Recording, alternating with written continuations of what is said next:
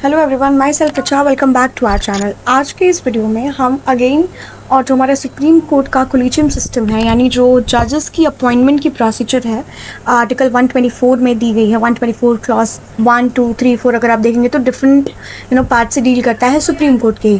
उसी collegium system के उसी अपॉइंटमेंट प्रोसीजर के बारे में हम बात करेंगे, क्योंकि फिर से कहीं ना कहीं ये ट्रांसपेरेंट है या नहीं, इस चीज़ पे क्वेश्चन अराइज किया गया है। हम ऐसा क्यों बोल रहे हैं? क्योंकि रिसेंटली अभी एक दिन पहले जो सुप्रीम कोर्ट का कोलिजियम सिस्टम था, जिसमें 5 लोगों की बेंच, यानी 5 जजेस बेंच जो थी, और जो हेड की जा रही थी हमारे CJI BR गवई के थ्रू, जिसमें और जजेस जो थे वो थे justice Suryakant, justice Vikram, justice JK Maheshwari और हमारी देश की बनने वाली एकमात्र महिला CJI जस्टिस BV नागरत्ना।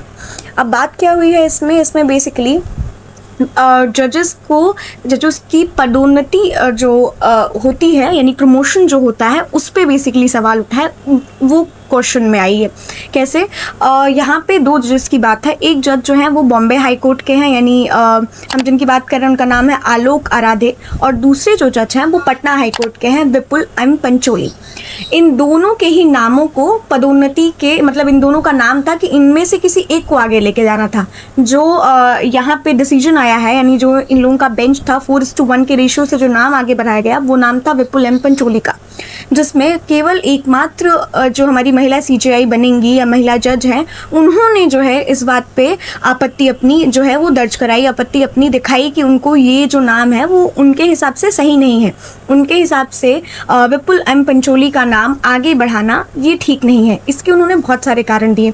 सबसे पहला कारण तो ये दिया कि देखिए, सुप्रीम कोर्ट में जो प्रमोशन का जो तरीका होता है, या आप फर्दर अगर नॉर्मल इसमें भी बात करिएगा तो कोलिजियम सिस्टम भी उन्हीं का नाम रिकमेंड करता है जो सीनियरिटी प्रिंसिपल को फॉलो करते हैं। दोनों की ही जब हम कंसीडरेशन कर रहे हैं तो सबसे ऐसा देखा जा रहा है कि जो आलोक आराधे हैं वो कंपैरेटिवली विपुल M पंचोली के ज़्यादा सीनियर है।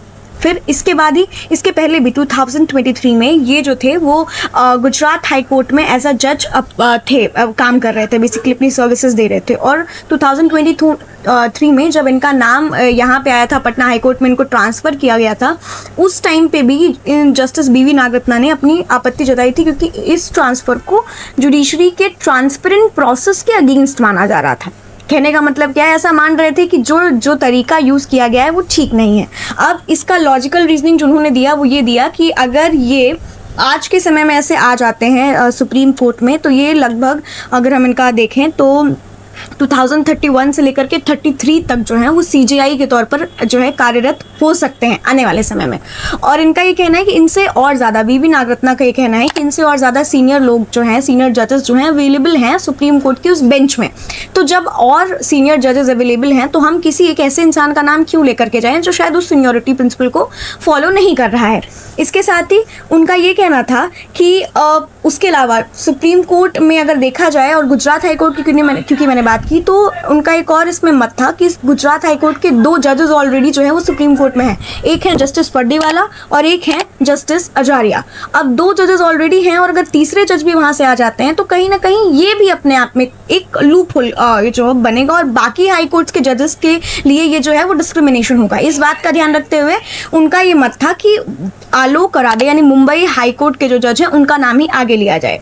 अच्छा, इसके साथ ही उन्होंने एक और चीज़ मेंशन की, और ये मेंशन करते हुए ये बोला, क्योंकि सिर्फ इतना ही नहीं हुआ, इस कोलिजियम सिस्टम ने मुंबई हाई कोर्ट में 14 नए जजेस की भी अपॉइंटमेंट, मतलब जिसको कहते हैं ना कि 14 नए जजेस के नामों की सिफारिश की है।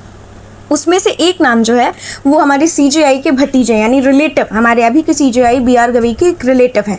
ऐसा माना जा रहा है कि हम नेपोटिज्म की बात हर जगह करते हैं, तो क्या यहाँ पे भी वही चीज़ें फॉलो हो रही हैं? क्या सुप्रीम कोर्ट भी इसी चीज़ से घिरा हुआ है? मतलब क्या वहाँ पे जो प्रोसेस है वो ट्रांसपेरेंट नहीं है? और इतना ही नहीं, जस्टिस BV नागरत्ना ने ये चीज़ भी बोली कि वो जो अपनी आपत्ति जाहिर कर रही हैं वो ये चाहती हैं कि सुप्रीम कोर्ट की ऑफिशियल वेबसाइट पर उनकी ये आपत्ति को दिखाया जाए, ताकि लोगों को भी ये चीज़ की एश्योरेंस मिल सके कि सुप्रीम कोर्ट जो है वो ट्रांसपेरेंट है, सुप्रीम कोर्ट की प्रोसीडिंग ट्रांसपेरेंट है। ऑब्वियसली ये ध्यान रखते हुए कि वो पब्लिक या सुप्रीम कोर्ट की खुद की डिग्निटी को जो है वो हैम्पर ना करे, ऐसी कोई भी कन्वर्सेशंस बाहर ना या पब्लिक डोमेन पे ना जाएं जो सुप्रीम कोर्ट की डिग्निटी को हैम्पर करे। अब आपकी नज़र में ये क्या है, क्या ये सही है, ये गलत है, या हम जिस वर्ड नेपोटिज्म को यहाँ पे यूज़ कर रहे हैं ये कोइंसिडेंस है या सच में ऐसा कुछ हो रहा है?